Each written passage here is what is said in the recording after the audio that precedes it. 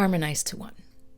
So the 5 aspects of harmonize to one that I have been working on, workshopping and using myself, and also teaching is breathe, breath, laughter, joy, laughter, and finding that essence of laughter, because when we laugh, we are present. It helps us to be present. Sing or vocalize or chant, anything that is about the sound. Move or dance or tai chi or yoga, any kind of physicality. And be, meaning to meditate, be totally present. Once we can move through these first 4 things, which are the fundamental aspects of who we are as humans, and the best teachers for that are babies. You watch babies. They're breathing. They are laughing. They're crying too. Crying is another aspect of it. They're making sounds that are organic, that are just coming out of them, and they're moving, and they're just being present, because the subconscious, they're just living in the subconscious mind. They don't have that analytical brain yet. So one of the ways in which I opened this up, I remember very young, I was in dance school, and one of the mothers of one of the dancers I trained with said to me one day, "Oh, Laura, you have the best way of breathing. You really breathe with your belly." And I was like, I do? Oh, I had no idea. And it gave me an awareness at the time. So I started actually really being aware. And I always was conscious that I had a big belly, and in ballet and in my leotard, I always felt like my belly was popping out. But it was because I was actually breathing with my belly, not trying to suck it all up and then breathe in my chest. So the breath became something that I was fascinated with. So I started, that was one of the first exercises I started in meditation was different types of breathing practices and breath work, and from Zen to the Kundalini yoga to Hatha yoga to etc. So that exploration of how to breathe properly, to understand the facility in which we have in how to breathe, what it does when we really oxygenate our bodies. And I think it's scientifically proven that if you can fully oxygenate every cell in your body, have 12 minutes of continuous deep inhalations and exhalations. So it's either nose or mouth, right? So I was fascinated with this because, of course, you feel completely high when you're really oxygenated. You feel so good. You don't have a lot of analytical thoughts. You're so present and in your body. So I used to laugh when I was a dancer and going on tours and stuff, and we'd be in rehearsals, and the teacher would say, the choreographer, "Oh, you can go outside and have a 5-minute smoke break." And everyone would go outside and rush to their cigarettes, and I'd go outside and oxygenate for 5 minutes. And it was like, oh, I feel so much better. So this was the first key, was just really opening up to the breath. And I used that as a dancer.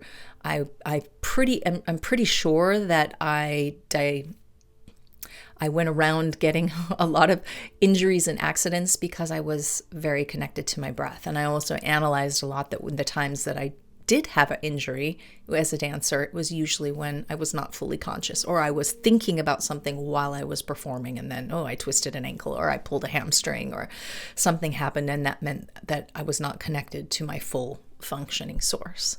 So the breath being number one, the key to all ways of being present, the breath.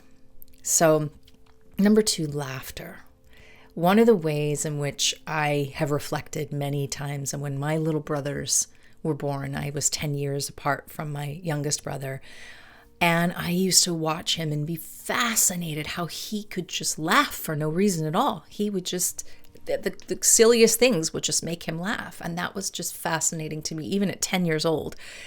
And as I went into kind of the yoga world, and I understood and started learning about like laughter yoga and what is the science behind laughter, what actually happens inside the mind, what are the endorphins that are released and the chemicals that are released in the body through just smiling, just the amount of muscles that are triggered when we smile, what happens inside the brain when we smile, what happens when we smile at someone else, when someone smiles at you, what happens inside the brain. And all this is scientifically documented. So learning about that and understanding the power of our smiles, the power of our joy, the power of laughter. And a lot of people are like, well, I don't have anything to laugh at, or, oh, I'm not funny, I don't know how to tell a joke, or I'm not watching something. Well, in the same way that the breath is something that we do every day, we don't think about it. But once you start exercising your breath and trying new ways of breathing and fully oxygenating your body, you see the results. In the same way, laughter is a tool for, wow, releasing so many beautiful endorphins, like going to the gym. You feel so much better after you go to the gym. You could be sluggish and depressed and feeling bad. You go and have a nice workout.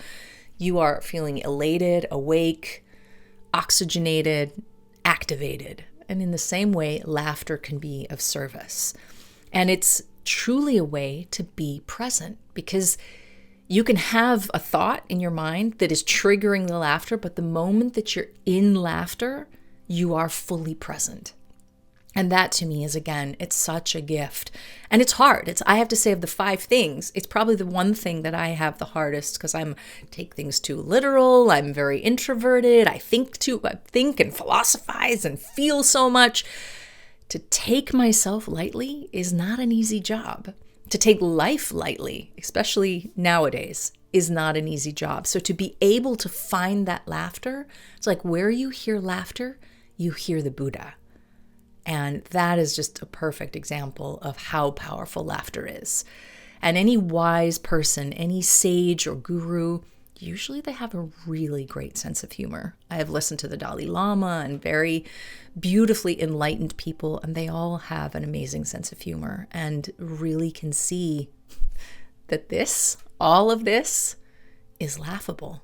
It truly is. And it's this that makes life so serious. When we get down and into our bodies and into the present moment, we can see the joy and the awe and the wow and the silliness of it all. It really is silly. I mean, look at nature. Nature is hilarious. It's quite devastating sometimes, but it's pretty funny too. So, laughter is the second point of harmonizing to one. Sing, sounding, vocalizing, chanting. I always start off with singing or saying your name. La, Ra is my name. You could try it at home.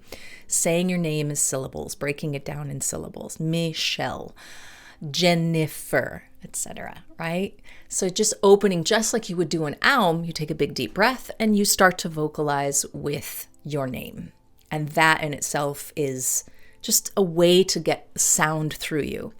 Now, one of the ways in which I just adored sound was watching musicals, Singing in the Rain, and the old musicals where life became a song and a dance, right? So this whole idea that we can be present with anything. So I sometimes play in the kitchen when I'm cooking, and I'll get a song that comes up and I just start making a song with whatever's going on in front of you. I'm chopping the vegetables or I'm doing the dishes and creating the melodies, the harmonies, whatever comes out. And again, a lot of people will say, oh, well, but Laura, you've practiced singing, you know how to sing good. I don't sing. I sound like a frog. I have a frog in my throat. So what?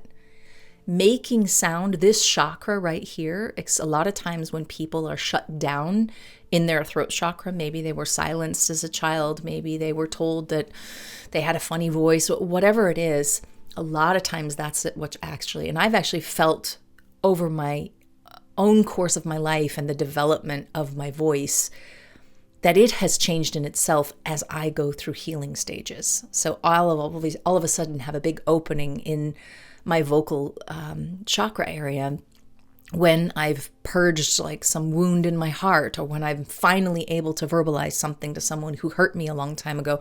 It's like something shifts in my voice.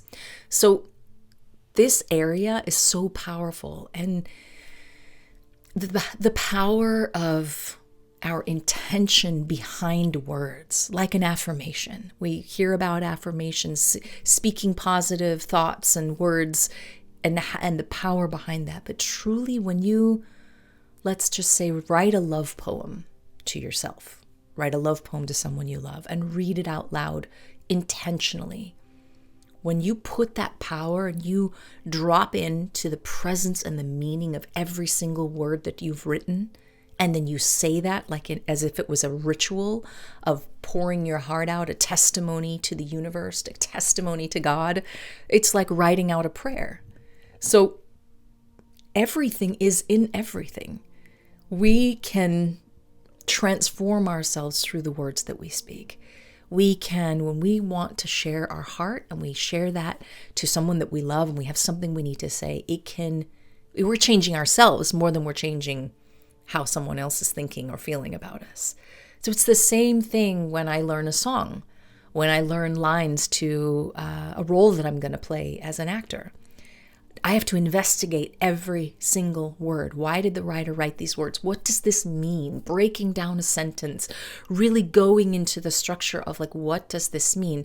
And at the spiritual level, really understand that in the Bible, it said that the word was the first thing. Sound, aum, is the sound of the universe.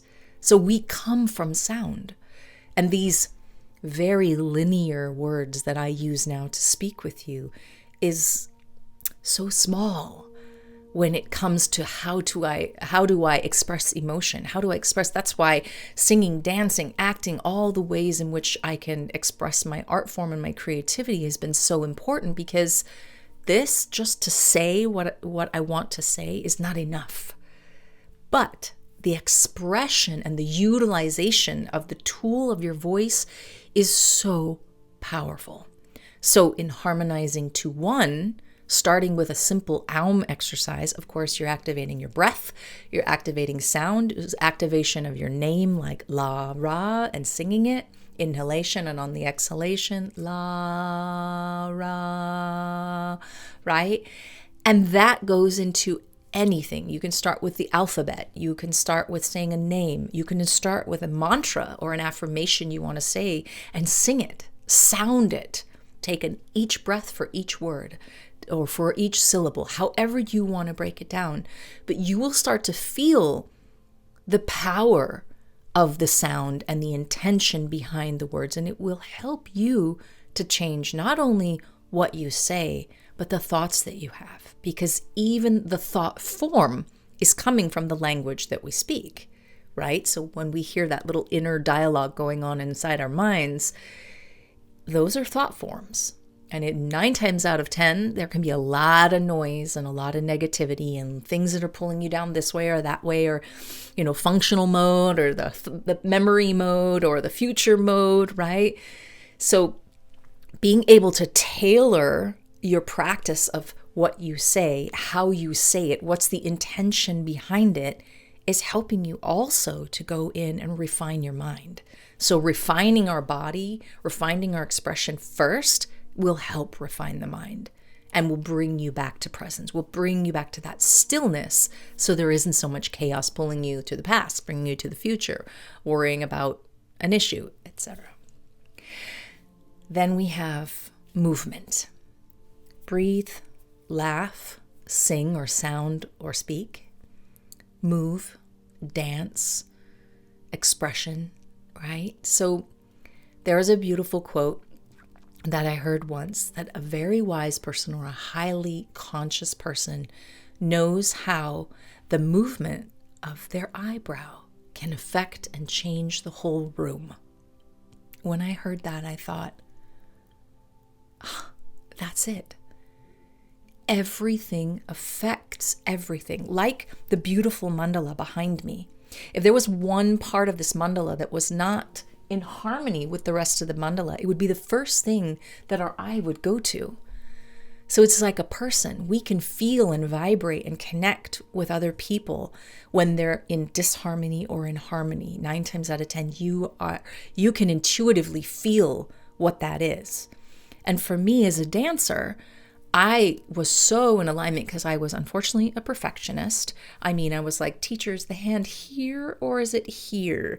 Or is it with the finger in or is it flat? These little details.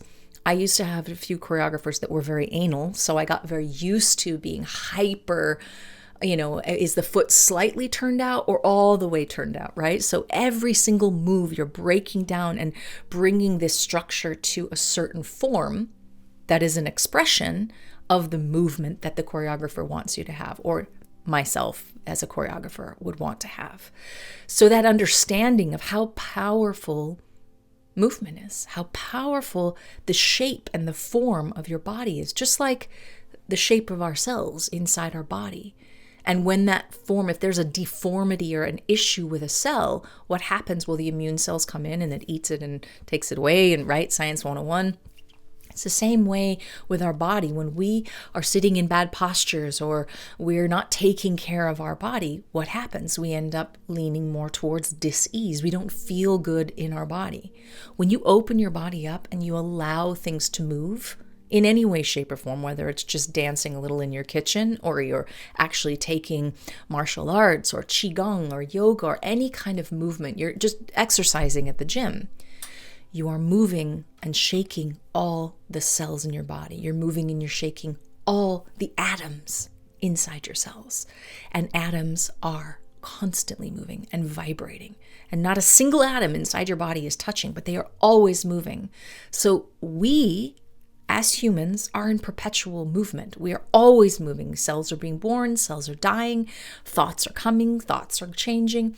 So, we're getting little wrinkles, we're changing, everything is in perpetual motion. Not just us, but everything around us.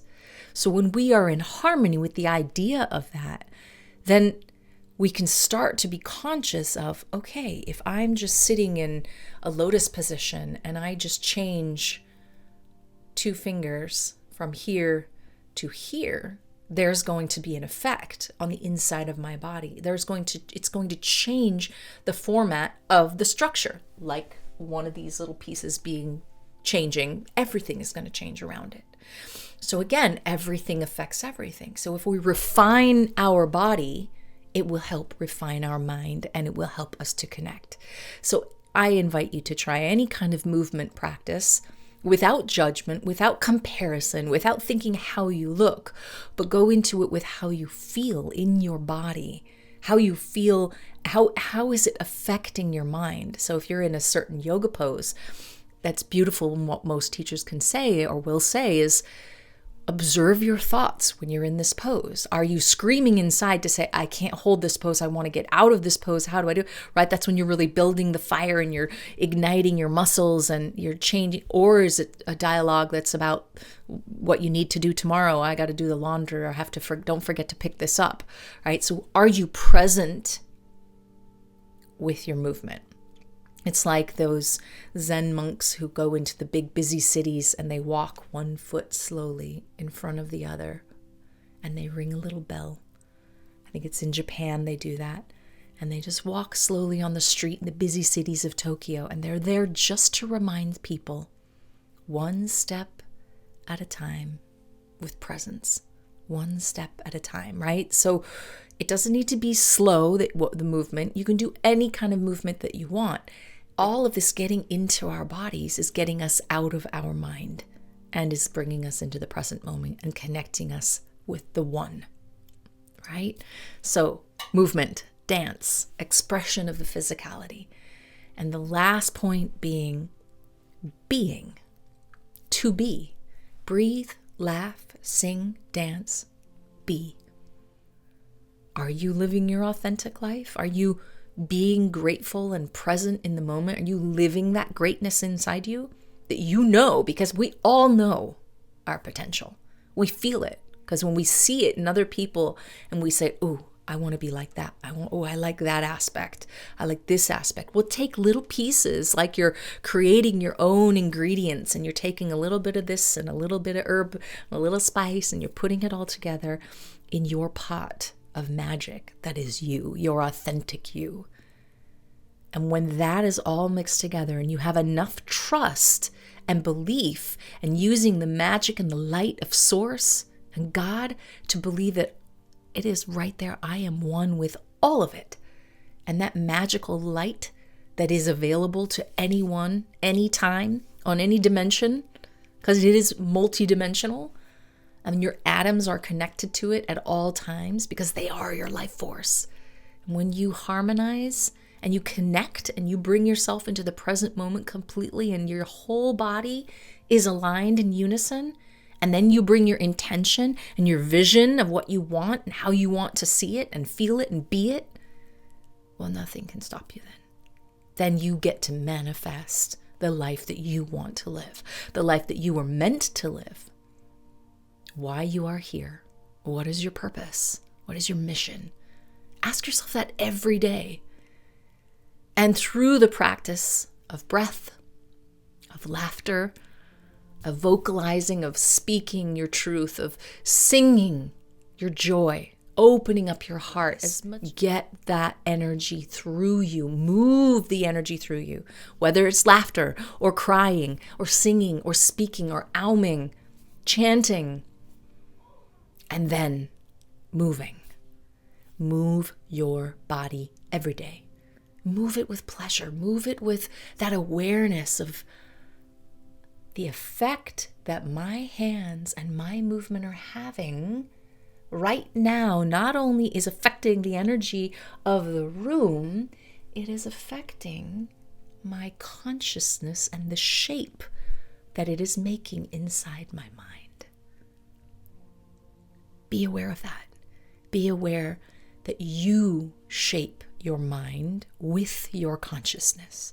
Explore your movement. It's so liberating for your mind and your body, and trust me, your cells will be so happy. And the last, being. Because when you've done all of these other things and you arrive in the final moment to sit down after you've done movement and to meditate, to be present, all of these have already been pushing you into being present. But then when you just can be still and silent in your presence,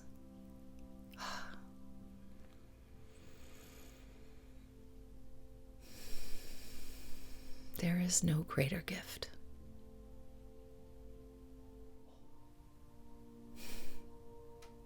And when we are open, when we are present and out of our own way, the infinite can speak through us.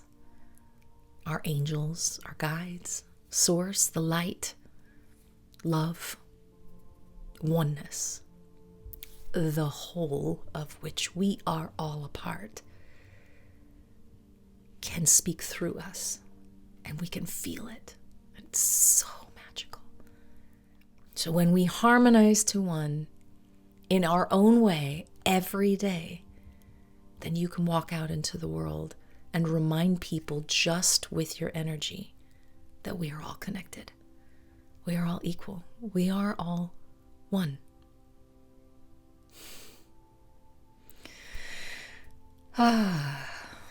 Even saying that, I invite you to say, we are all one.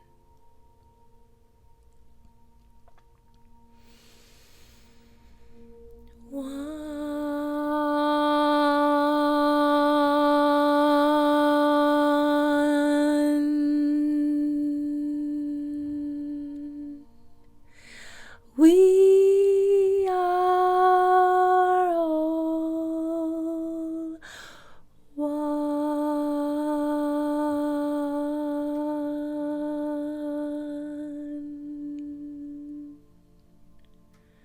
Harmonize to one. Lara Helena here with so much gratitude to step into the presence of our greatness as we harmonize to one.